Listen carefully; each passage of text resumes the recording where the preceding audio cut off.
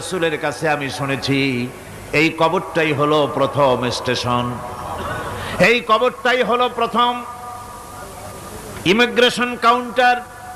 এই জায়গায় যদি কেউ ধরা পড়ে যায়, কারো যদি চার্জশিট হয়ে যায়, সব জায়গায় ধরা পড়ে যাবে, হাসরে মিজানে সিরাতে কোনো জায়গায় নাজাত পাবে না।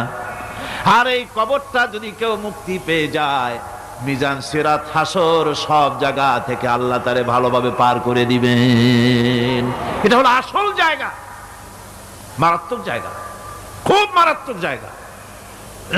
আমি এটাকে ইমিগ্রেশন কাউন্টার বলেছি আমার ভাষায়। ইমিগ্রেশন কাউন্টার যারা বিদেশ ভ্রমণ করেছেন তারা জানেন। লন্ডন যাবেন, আমেরিকা যাবেন, সৌদি আরব যাবেন, যে কোনো বিদেশে যাবেন, গেলেই পাসপোর্ট তারা দেখবে। পাসপোর্টে আপনার ন্যাশনালিটি কোনটা সেটাই তারা জানতে চাইবে। আপনি কোন দল করেন এটা তারা জানতে চাইবে না।